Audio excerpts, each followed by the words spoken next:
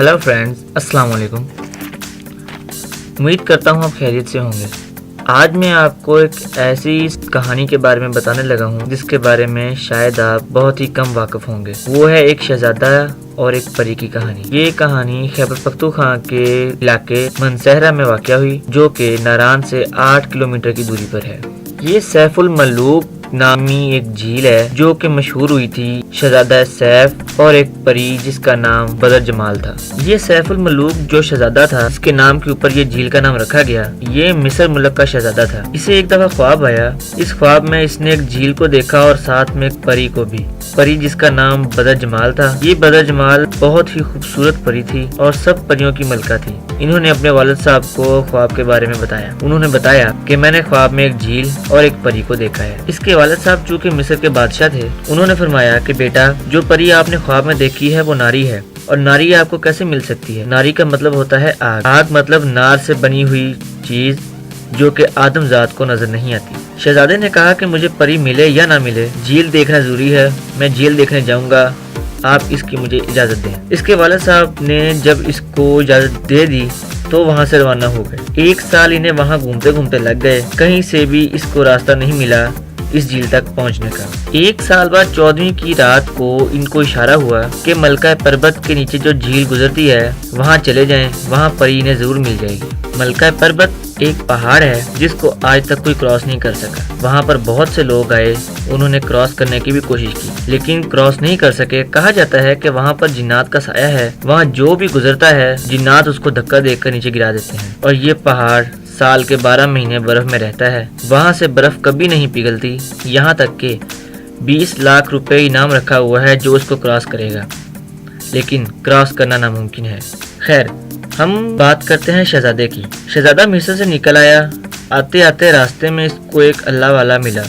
बुजुर्ग अल्लाह के बुजुर्ग थे जिनका मज़ार रास्ते में पड़ता था। वहाँ मज़ार पर बैठा एक गैबी वली था। इसने शहजादे से पूछा कि आप कहाँ जंगल में घूम रहे हैं? तो उन्होंने कहा कि मैं एक झील देखना चाहता हूँ। उस वक्त वो सच्चे दौर थे, सच्चे लोग थे।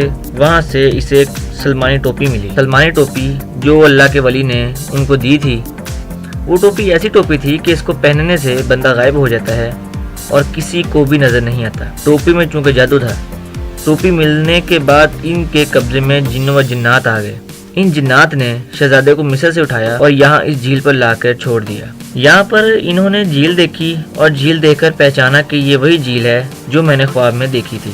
अब मुझे वो परी यहाँ कैसे मिल सकती है? उन्होंने जिन्नों से इस बात का जिक्र किया तो जिन्नों ने कहा कि आप यहाँ इबादत करें। तो शहजादे सैफ ने परी के पीछे 40 दिन तक इबादत की और दुआ करते रहे। 40 दिन बाद परियां नहाने के लिए आईं और उन परियों में एक परी बदर जमाल थी। वो परियां कोकाफ से आई थी। शहजादा सैफ ने उस परी को देखा और पहचाना कि ये वही परी है जो मैंने ख्वाब में देखी थी। शहजादा सैफ ने परी को पहचानने के बाद जिन्नों को बताया कि मैं इन परियों के पास नहीं जा सकता, मैं तो आदमजात हूँ, मुझे देखकर वो कहीं भाग ना जाए। जिन्नों को उनके पास भेजा गया। चूँकि एक दूसरे के साथ जिन्नात घुले मिले होते हैं, जिन परियों के पास आए इनके पर उठाए और शहजादा सैफ को दे दिए। तमाम परियां नहाकर आईं, उन्होंने अपने अपने पर उठाए पहने, पर बदर जमाल परी के पर ना थे क्योंकि वो तो शहजादा सैफ के पास थे। बदर जमाल परी ने अपनी सहेलियों से पूछा कि उसके पर कहाँ हैं। उन्होंने कहा कि हमें नहीं मालूम। दूसरी सहेलियां यहाँ से भाग गईं और बदर जमाल अकेली रह गई। पर नहीं थे, वो कैसे उड़ सकती थी? शहजादा सैफ इस परी के सामने आए तो परी ने शहजादे को देख के कहा कि शहजादे, मैं वादा करती हूँ कि मैं तेरे साथ जरूर चलूंगी। आज मुझे इजाजत दो, मुझे एक देव ने कैद किया हुआ है। अगर वो यहाँ आ गया तो हम दोनों को मार देगा। तो ये सुनकर शहजादा सैफ ने कहा कि मैं तुम्हारे पीछे बहुत इंतजार किया है, अब मैं और इंतजार नहीं कर सकता, लिहाजा तुम्हें मेरे साथ चलना होगा। तो वो दोनों यहाँ से निकल पड़े। वहाँ बदर जमाल की सहेलियाँ कोकाफ में पहुंची। उन्होंने देव को जाके बताया कि बदर जमाल गायब हो गई है, वहाँ झील में हमसे कहीं लापता हो गई है, हमें उसके बारे में नहीं मालूम। उन्होंने सच नहीं बताया कि उसका लिबास किसने चुरा लिया है। देव परी की तलाश में यहाँ से निकले और नारायण पहुंचे। देव ने अपनी एड़ी से झील को तोड़ा, ये सोचकर कि झील टूट जाएगी और परी का पता चल जाएगा। बंध टूट गया और पानी फैल गया।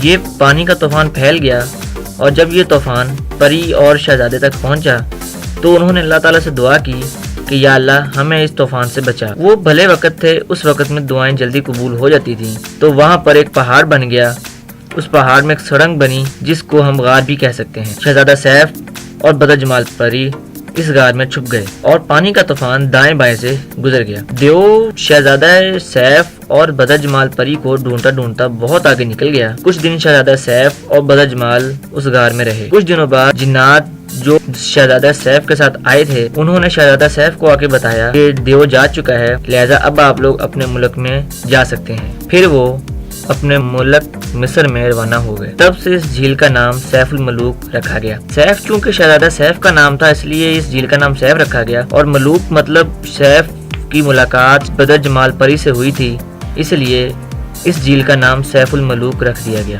یہ جھیل سطح سمندر سے 10,000 کی بلندی پر واقع ہے۔ اس کی گہرائی ناپنے کے لیے یہاں پر ایک انگریز آیا۔ اس انگریز نے 5 من کی رسی کو اس میں پھینکا، 10 کلو کا لوہا لگا کر۔ لوہا زمین پر نہیں پہنچا اور وہ چلتا رہا۔ 5 من کا رسہ ختم ہو گیا لیکن زمین کا کوئی پتہ نہیں چلا۔ یہ جھیل بہت گہری ہے۔ اس جھیل میں سے پانی کہیں سے بھی نہیں آتا اور نہ ہی کہیں سے پیدا ہوتا ہے۔ یہ نہ ہی جھیل کھدائی کر کے بنائی گئی ہے اور نہ ہی اس جھیل میں سے پانی کہیں سے لا کے ڈالا گیا ہے۔ یہ قدرت کا ایک نظارہ ہے جو قدرت نے بنایا ہے۔ تو دوستو، یہ تھی آج کی ہماری ویڈیو۔ امید کرتا ہوں آپ کو میری یہ ویڈیو پسند آئی ہوگی۔ اگر آپ کو میری یہ ویڈیو پسند آئی ہے تو اس پر لائک کریں، کمنٹ کریں اور شیئر کرنا مت بھولیے گا۔ اب آپ سے اجازت چاہتا ہوں، انشاءاللہ نیکسٹ ویڈیو میں ملاقات ہوگی۔ تب تک کے لیے اپنا خیال رکھیے گا۔ اللہ حافظ۔